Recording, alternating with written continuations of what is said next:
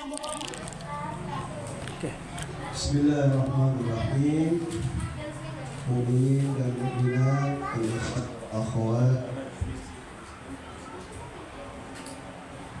Assalamualaikum warahmatullahi wabarakatuh. Alhamdulillah, wassalatu wassalamu ala rasulillah Sayyidina wa habibina wa qurrati a'yunina bil qasim Mustafa Muhammad. Allahumma shalli ala Muhammad wa ali Muhammad. Allahumma shalli ala Muhammad wa ali Muhammad wa ala alihi wa man walah. Bersyukur kepada Allah Subhanahu wa taala atas segenap karunia nikmat kepada kita semua pada malam ini. Kita benar-benar bersyukur kepada Allah dan berterima kasih kepada Rasulullah serta ahli alaihi wassalam. Kita selalu senantiasa dalam bimbingan ajaran suci Islam yang dibawa oleh Ustaz kita Nabi Muhammad SAW. Mudah-mudahan yang telah kita baca tadi, doa al-iftitah, dan kebetulan sekaitan dengan kajian pada malam ini. Jadi kalau dipahami bahwa al-iftitah itu kita benar-benar membutuhkan imam kita sallallahu alaihi wasallam adalah syarif. Pada kondisi yang sekarang ini banyaknya musuh, sedikitnya pecinta, dan kegelapan yang mendominasi dunia, tetapi kita punya andalan. Kita punya andalan yang terkuat, yang Allah anugerahkan kepada kita di tengah-tengah kita, dan beliau adalah Khatibul Ali Muhammad wa ali Muhammad. Dan itu di tengah-tengah kita, alhamdulillah. Terima kasih kami hadirkan kepada Ustaz Yusuf yang telah berperan menyediakan waktu untuk hadir dan menyampaikan materi yang materinya adalah mahdariyat, semua hal yang berhubungan tentang imam kita SAW. Dan tema pada malam ini yaitu falsafah penciptaan alam semesta. Insyaallah beliau akan menjelaskan. Dan saya mohon sebelumnya beliau hadir, saya mohon dengan penjelasan yang sederhana, ya, dengan penjelasan yang sederhana yang sebisa mungkin untuk bisa dicerna oleh kita, dipahami oleh kita, oleh semua umat insyaallah. Dan kami berikan pendapat kepada Ustaz Yusuf. Sallallahu alaihi wa sallam. Allahumma salli ala Muhammad wa ali Allahumma salli.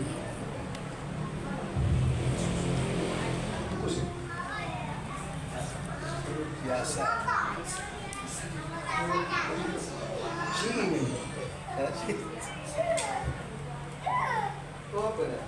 A'udzubillahi minasyaitonir rajim. Bismillahirrahmanirrahim. Alhamdulillahi rabbil alamin. Wa afdalu salati wa atammu salam ala khairil khalqi khatamil anbiya wal mursalin sayyidina wa nabiyina Abul Qasim Mustafa Muhammad. Allahumma shalli ala Muhammad wa ali Muhammad wa ala alihi tayyibin al-tahirin al-ma'sumin. Asyhadu an la ilaha illallah wahdahu la syarika lah wa asyhadu anna Muhammadan abduhu wa rasuluh. Assalamualaikum warahmatullahi wabarakatuh. Waalaikumsalam warahmatullahi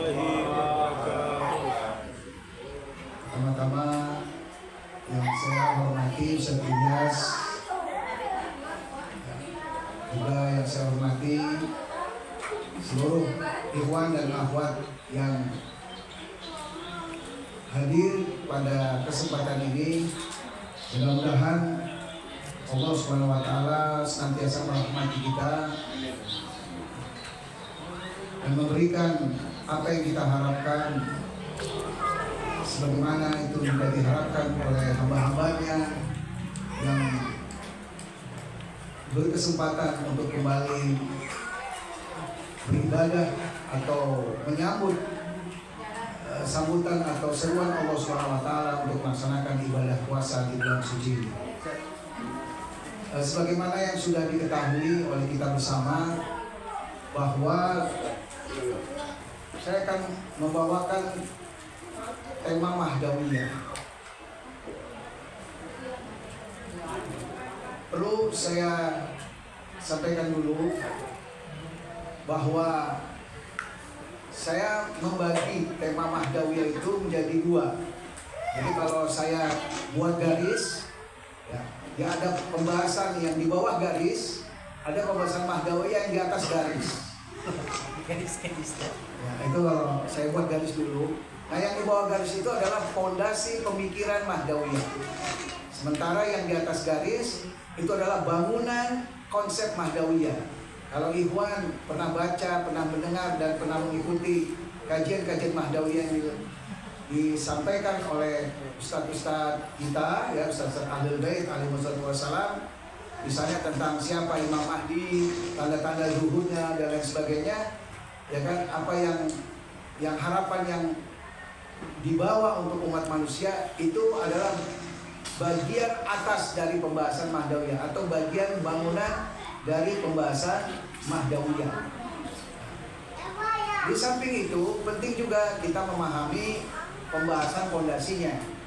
Jadi bagaimanapun juga Mahdawiyah itu adalah sebuah pemikiran, sebuah pemahaman yang juga perlu memiliki fondasinya. Ya, saya sedikit melakukan kajian, saya temukan beberapa fondasinya dan 3 diantaranya saya ingin sampaikan pada 3 pertemuan yang rencananya di Bekasi ini ya. Jadi saya bagi menjadi 3 pertemuan karena setiap pertemuan itu saya membawakan satu tema dari pembahasan fondasinya konsep Mahdawiyah. Nah, pada kesempatan pertama yaitu malam ini saya akan tiga tema pembahasan fondasi konsep Mahdawiyah itu. Pertama adalah tujuan penciptaan makhluk atau falsafah penciptaan. Ya. Dengan kita mempelajari atau mempelajari tujuan penciptaan makhluk, tentunya kita akan memahami tujuan hidup kita yang hakiki. Ya. Terus kemudian pembahasan kedua itu secara global. Terus pembahasan keduanya adalah falsafah kenabian atau tujuan diutusnya Nabi. Ya, dari situ kita memahami bagaimana Tuhan bekerja, ya, bagaimana Tuhan bekerja untuk membantu manusia sampai kepada kesempurnaannya. Dan yang ketiga kebangkitan. Maaf, saya ralat sebelumnya karena saya bisa jelas Injilul Farad. Injilul Farad itu bangunan, ya, pembahasan bangunan konsep Mahdawiyah. Tapi yang menjadi fondasi itu adalah kebangkitan, ya. Jadi yang ketiga adalah kebangkitan. Nah, tema ini menjelaskan kepada kita bagaimana seharusnya manusia berusaha untuk sampai kepada kesempurnaan hakikinya atau tujuan penciptaannya. Nah, mudah-mudahan upaya kecil kita selama 3 pertemuan ini, ya kan, diterima oleh Allah Subhanahu wa taala sebagai bentuk persiapan kita akan duhurnya Sahibul Asri wa Zaman ajalallahu taala faradan syarif.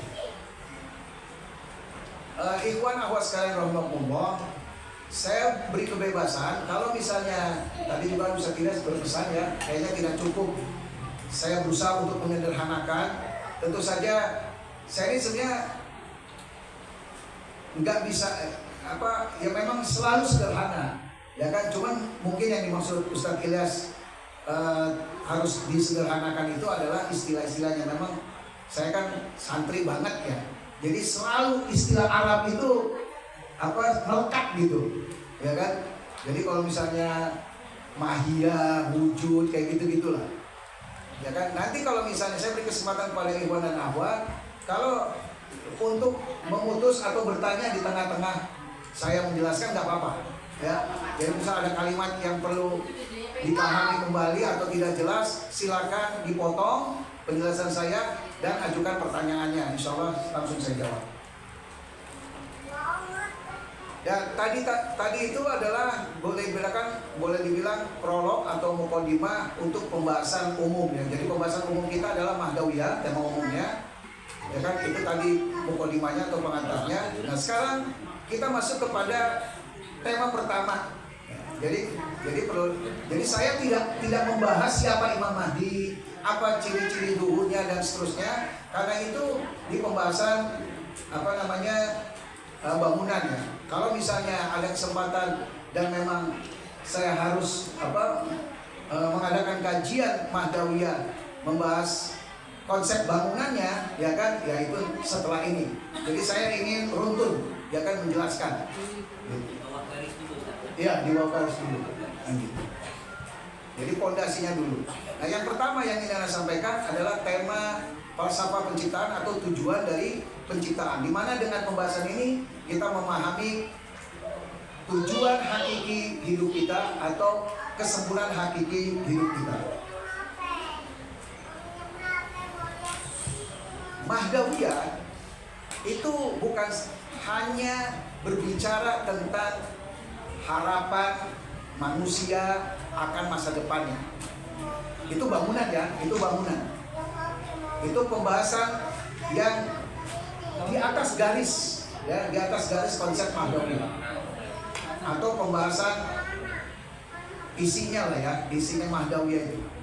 Jadi salah satu pembahasan bangunan konsep Mahdawiyah itu adalah tentang harapan manusia akan masa depannya. Nah, pesan atau poin Mahdawiyah ini itu juga dimiliki oleh semua agama dan aliran pemikiran. Tetapi ini prolog pembahasan pertama ya, sudah masuk, yaitu falsafah penciptaan atau tujuan penciptaan. Tetapi Mahdawiyah menurut Islam, Mahdawiyah juga berbicara tentang tujuan penciptaan. Jadi Mahdawiyah bukan hanya berbicara tentang masa depan sebagaimana agama-agama pada umumnya atau aliran pemikiran pada umumnya. Islam di samping menjelaskan bahwa konsep Mahdawiyah itu adalah berbicara tentang masa depan umat manusia, juga berbicara tentang di saat yang sama berbicara tentang tujuan penciptaan manusia. Perhatikan, saya akan bacakan dua firman Allah SWT ini. Bismillahirrahmanirrahim. Wal asri innal insana lafi khusrin illa alladziina amanu, dan seterusnya. Yang artinya, demi masa, sesungguhnya manusia di dalam kerugian kecuali orang-orang yang beriman, dan seterusnya. Ayat yang lain, Bismillahirrahmanirrahim. Qul hal nunabbiukum bil ahsarina a'mala alladzina dhalla sa'yuhum fil hayati dunya wa hum yahsabuna annahum yuhsinuna sun'a. Yang artinya, katakanlah, apakah akan kami beritahukan kepadamu tentang orang-orang yang paling merugi perbuatannya, yaitu orang-orang yang telah sia-sia perbuatannya dalam kehidupan dunia, sedangkan mereka menyangka bahwa mereka berbuat sebaik-baiknya. Ikhwan akhwat sekalian rahimahumullah, dari dua ayat itu apa yang ikhwan dan akhwat pahami? Ada hubungan nggak?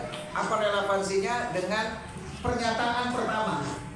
Mahdawiyah bukan hanya bicara tentang masa depan manusia, ya, itu mah fitrah, ya kan, orang berharap sempurna, ya kan, orang kepengen semua manusia bahagia, ya kan, itu semua tuntutan secara fitrah setiap orang, ya kan?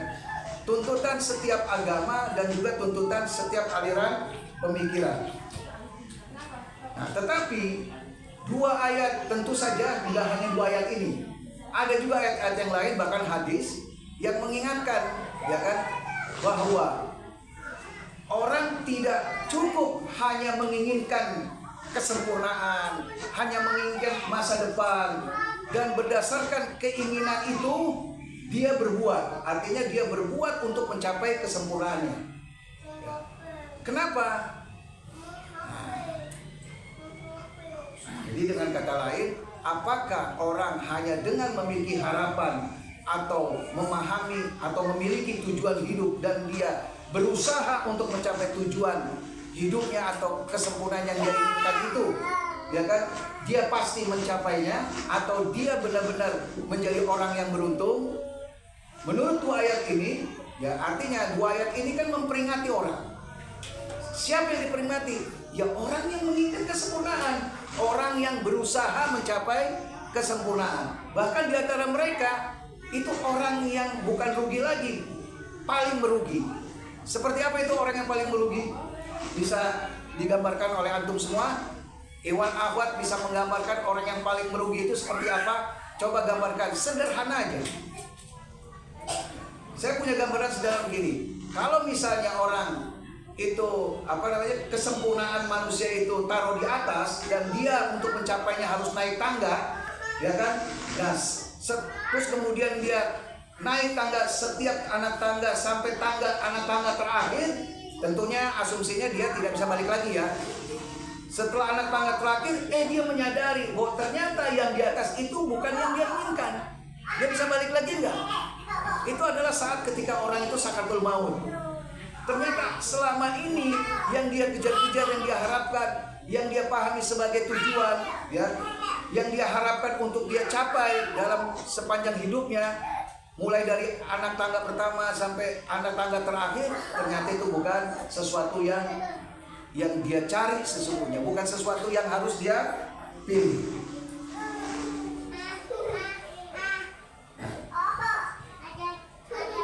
Kalau kita bertanya kepada Islam, menurut Islam, seperti apa solusinya?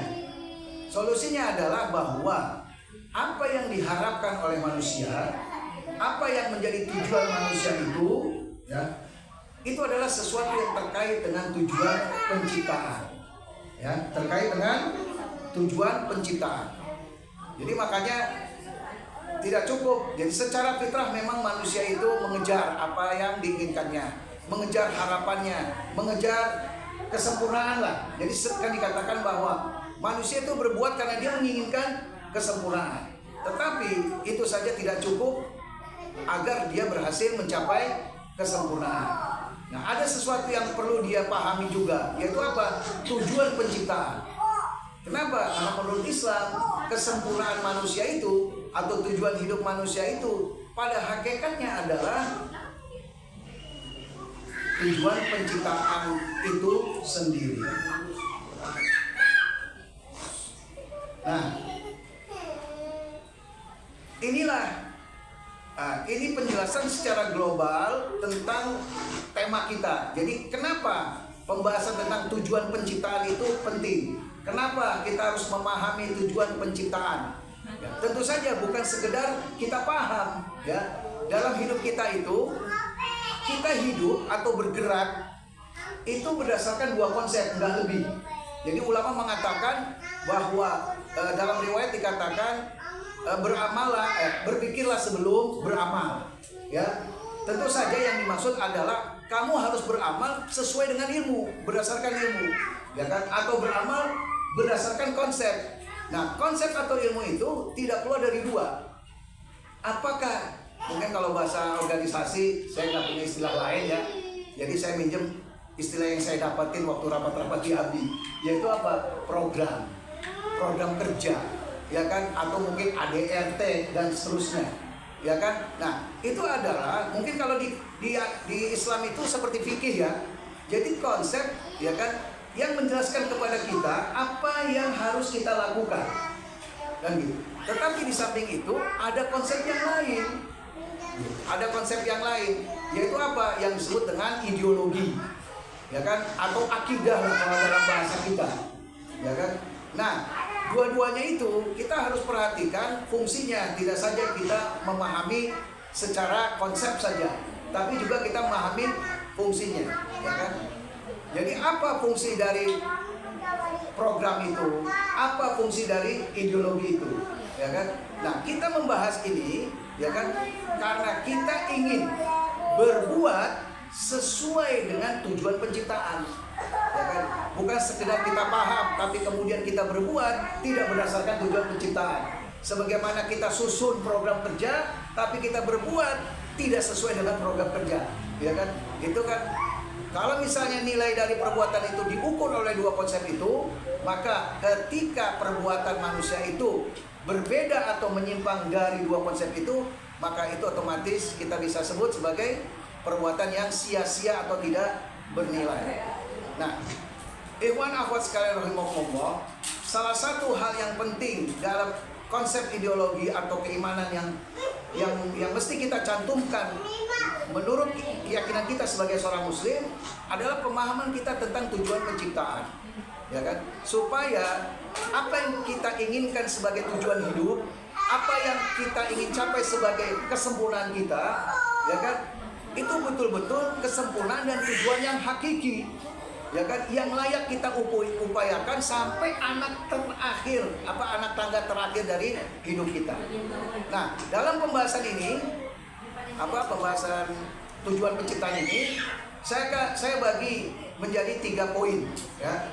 Pertama, ajaran Islam. Poin pertama saya beri judul ajaran Islam yang paling mendasar. Yang kedua, pembahasan poin yang saya kasih judul pembahasan tentang jabar dan ikhtiar. Ya, jadi berbicara tentang tujuan penciptaan, kita juga harus memahami salah satu aspek terpentingnya adalah jabar dan ikhtiar. Ya kan? Bagi ikhwan dan akhwat yang belum familiar dengan istilah ini, nanti saya jelaskan. Yang poin ketiga dari pembahasan falsafah penciptaan ini adalah kesempurnaan individu dan kesempurnaan masyarakat. Nah, tentu saja saya akan bahas 3 poin ini terkait tujuan penciptaan secara sederhana, ya. Artinya sesuai karena disesuaikan dengan kondisi lah. Jadi, tapi kalau misalnya ikhwan dan akhwat ingin lebih jauh memahami dan memperdalami 3 masalah ini, silakan merujuk ke buku-buku yang memang menjelaskan. Nanti saya tunjukin, ya kan, sebagian pembahasannya itu ada di pembahasan keadilan Tuhan. Ikhwan dan akhwat bisa merujuk kepada buku-buku akidah yang bagian keadilan Tuhannya. Qad aflaha man shalla ala Muhammad wa ali Muhammad. Allahumma shalli ala Muhammad wa ali Muhammad. Poin pertama, ajaran Islam yang paling mendasar.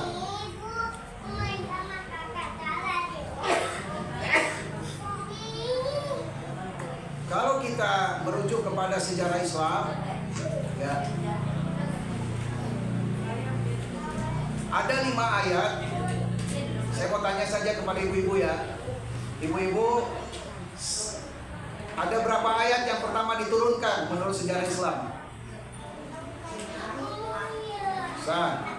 Ayat pertamanya aja sebutkan, 1 orang.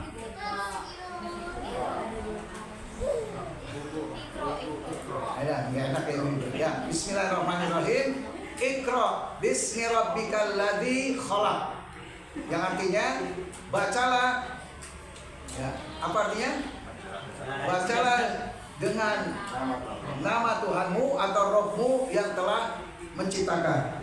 Ya, saya tidak akan sampaikan tafsir yang detailnya, ya kan, tapi saya akan sebutkan saja tafsir yang globalnya.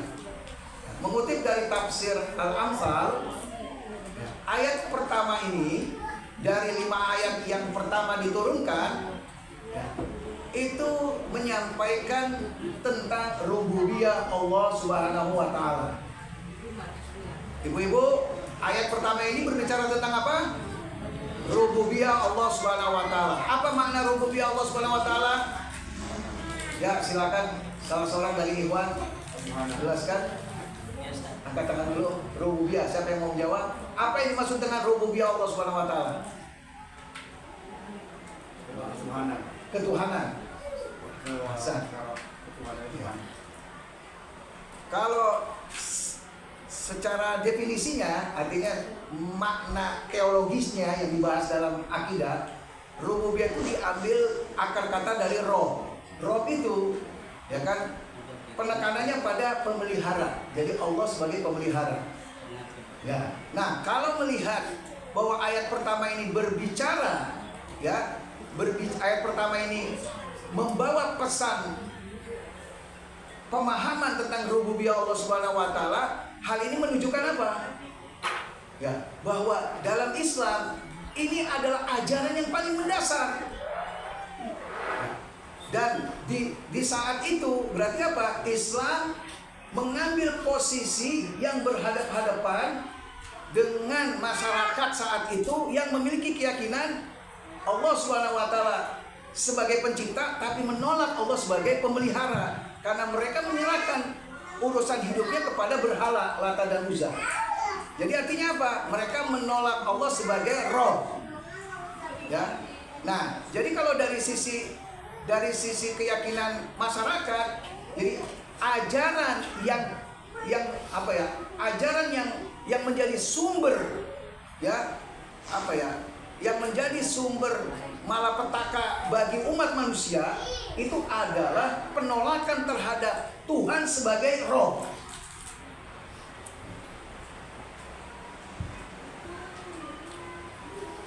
Nah, saya akan membawakan satu ayat yang menjelaskan tentang ini. Bismillahirrahmanirrahim. Wala in sa'altahum man khalaqas samawati wal arda la yaqulunna Allah.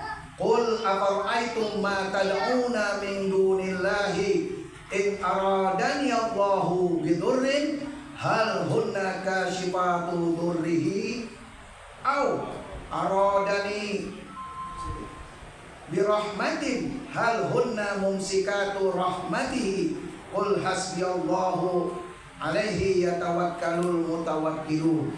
Yang artinya, dan sungguh jika kamu bertanya kepada mereka siapakah yang menciptakan langit dan bumi, niscaya mereka menjawab Allah. Ya. Ayat ini menegaskan bahwa mereka meyakini Allah sebagai pencipta. Ya. Tetapi bagian berikut ayat ini menjelaskan mereka tentunya tidak secara langsung, ya. Kalimatnya menarik. Ayat ini menjelaskan bahwa mereka menolak Allah sebagai Rob atau pemelihara dengan mengatakan begini, seandainya kamu bertanya, ya kan?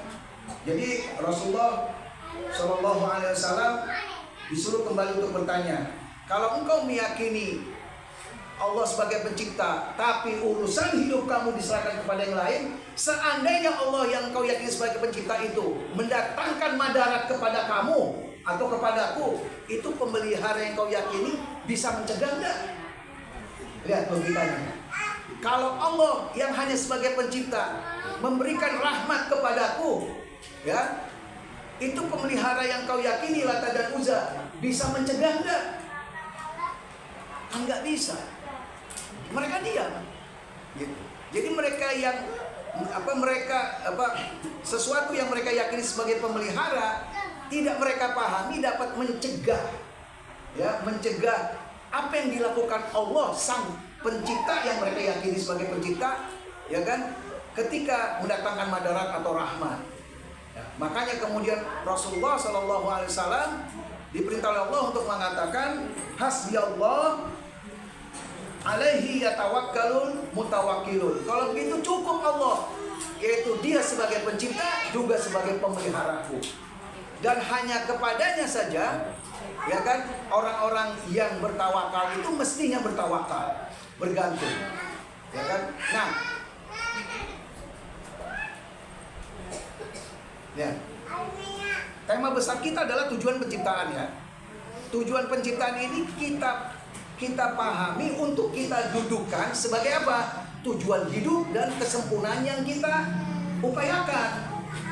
Ya, jadi kita membaca tujuan hidup kita, menafsirkan harapan kita itu dengan kacamata tujuan penciptaan.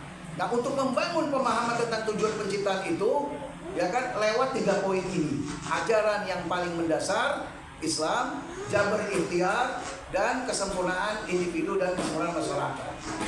Tentu saja saya akan bahas secara sederhana aja dengan cara yang mudah, karena memang saya tidak bisa membahasnya secara detail. Nah, masih pada poin pertama, ajaran mendasar Islam. Ya. Nah, kita tahu kan apa ajaran mendasar Islam itu. Nah, sebenarnya apa sih pesannya? Banyak, ya. Yang termasuk diantaranya adalah yang utama adalah bahwa Allah itu selain pencipta adalah pemelihara, ya gitu. Nah, terus konsekuensi logisnya apa? Ketika orang itu meyakini Allah sebagai pencipta sekaligus pemelihara alam dan dirinya, apa kira-kira? Allah pencipta dan pemelihara. Yang itu tidak dimiliki, tidak diyakini oleh orang-orang kafir Quraisy atau masyarakat jahiliyah di masa awal Islam. Karena mereka tidak meyakini Allah sebagai pemelihara. Sebenarnya ketika Allah ditolak sebagai pemelihara, ya, mereka juga sebenarnya cacat dalam keyakinan tentang Allah sebagai pencipta. Nah, ikhwan sekalian rahimakumullah, kira-kira hari ini ada nggak orang yang memiliki keyakinan seperti orang kafir Quraisy itu?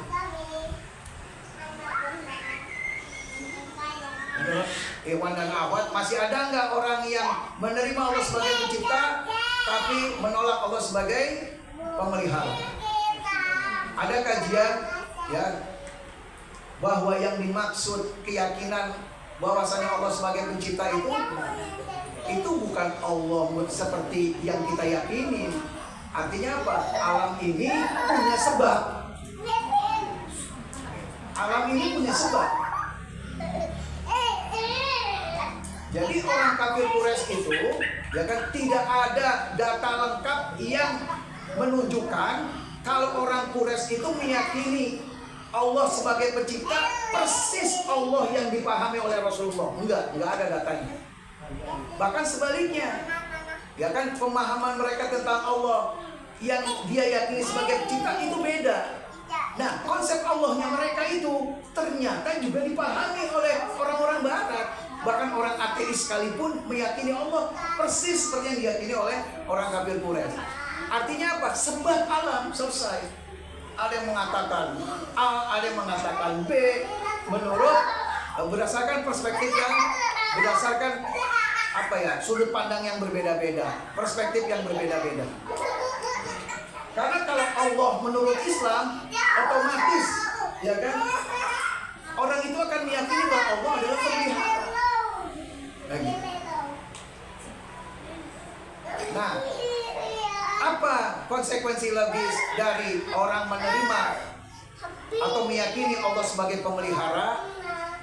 Jadi ketika manusia, ya kan, termasuk yang hidup di masa hari ini, di masa ini, menolak Allah sebagai Rabb, ya, walaupun mereka menerima Allah sebagai pencipta, berdasarkan satu kajian, sebenarnya bukan yang mereka yakini sebagai pencipta, itu bukan Allah yang kita yakini, bukan.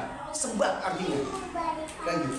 Jadi orang kafir Quraisy itu menyebut sebab alam itu Allah, sama dengan Muslim, sama dengan Islam, sama dengan Rasulullah menyebut Allah.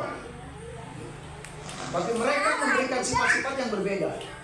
Oleh karena itu mereka tidak meyakini Allahnya, ya kan, sebagai pemelihara.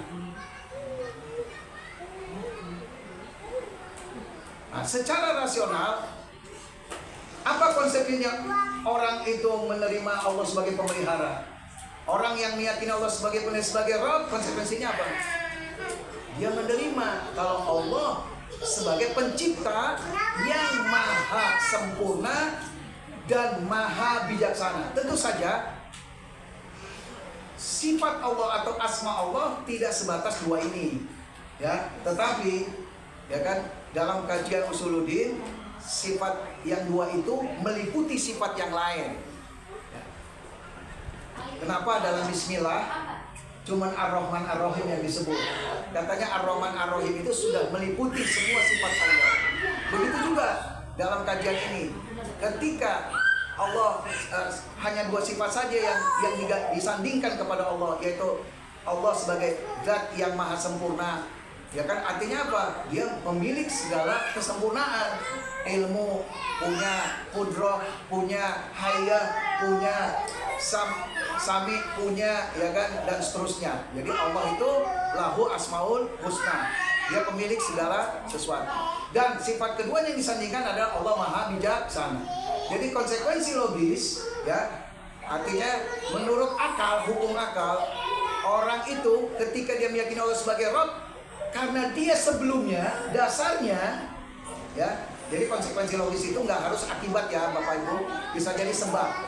Jadi keyakinan kepada rububiyah Allah, Allah sebagai pemelihara, akibat dari keyakinan Allah sebagai pencipta yang maha sempurna dan maha bijaksana. Jadi orang yang meyakini Allah sebagai pencipta yang maha maha sempurna dan bijaksana, niscaya dia meyakini Allah sebagai pemelihara. Nah, dari sini, ya kan, kita bisa menilai kenapa orang kafir Quraisy itu tidak meyakini Allah sebagai pemelihara. Karena mereka tidak meyakini Allah sebagai pencipta yang maha sempurna dan maha bijaksana. Nah, keyakinan Allah sebagai pencipta yang maha sempurna dan maha bijaksana itu, ya kan, meniscayakan keyakinan apa lagi? Jadi sebelum keyakinan Allah sebagai pencipta yang maha sempurna dan lagi maha bijaksana itu meniscayakan keyakinan atau melahirkan keyakinan Allah sebagai pemelihara, ada yang tengah-tengah dulu. Jadi nggak loncat. Allah maha pencipta yang maha sempurna dan maha bijaksana, maka apa kira-kira? Maka dia menciptakan alam untuk satu tujuan, yang mana tujuan itu terkait dengan kesempurnaan makhluk itu sendiri. Maka Allah memeliharanya. Apa maksudnya Allah memeliharanya? Allah akan membantu dia sampai kepada kesempurnaannya itu, karena itu rencana Tuhan. Logis kan? Kan gitu. Ya, kan gitu. Nah, tentu saja ini kita tidak membahas ini, ya kan, layaknya para teolog atau filsuf, ya, yang cenderung tujuan mereka adalah membangun konsep semata, ya kan, yang melahirkan orang yang hebat dalam menjelaskan konsep-konsep ketuhanan dan sifat-sifatnya, dan melahirkan buku-buku teologi dan filsafat. Tetapi kita membahas ini supaya lahir tindakan dan hidup yang sesuai dengan keyakinan ini. Itu target kita, kan gitu. Jadi makanya kalau begitu nggak perlu serumit filsafat dan teologi. Rasulullah SAW itu membangun Madinah, ya kan, tanpa memberikan penjelasan tentang akidah itu serumit filsafat dan teologi. Ammar bin Yasir, Mikdad, Salman itu bukan seorang filsuf dan teolog, tapi Nabi bersama mereka membangun Madinah. Ya kan, apa kehidupan mereka setelah memiliki akidah Islam? Justru kehidupan yang paling ideal dalam Islam. Ya, tetapi sejarah pemikiran, sejarah para filsuf dan teolog, ya kan, memang menampakkan kehebatan dari sisi konsep, tapi tidak ada bukti kehidupan yang nyata yang mereka lahirkan. Imam Al-Khamenei pernah mengatakan dalam sebagian tulisannya, ya kan, di zaman Sokrates, para filsuf Yunani kuno, ya kan, mereka juga orang-orang bijak, kan gitu, ya kan. Kita akan melihat figur-figur pemikir, tapi kita tidak melihat figur-figur dalam kehidupan. Kita tidak melihat bahwa kehidupan masyarakat di zaman Sokrates itu adalah kehidupan yang baik sebagaimana kehidupan yang Rasulullah ciptakan di Madinah. Enggak. Kehidupan yang diciptakan oleh Nabi Musa di tengah-tengah kaumnya dan seterusnya.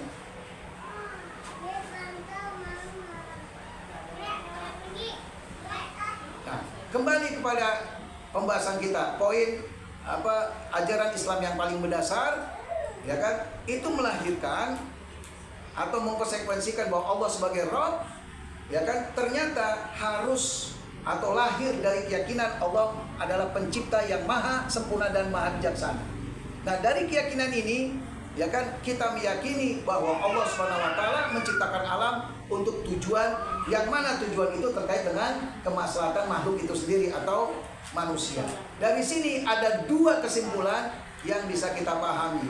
Jadi Iqra bismi rabbikal ladzi khalaq memberikan penegasan bahwa Allah telah menetapkan tujuan hidup bagi manusia. Jadi tujuan hidup itu bukan sesuatu yang harus kita ciptakan. Coba kita introspeksi. Ya kan, selama ini kita hidup, tujuan hidup kita itu kita yang buat atau Allah yang buat? Coba, ya kan? Berdasarkan pesan atau ajaran pertama yang Allah sampaikan itu, bahwa dalam hidup ini kita mengejar sesuatu yang Allah sudah tentukan.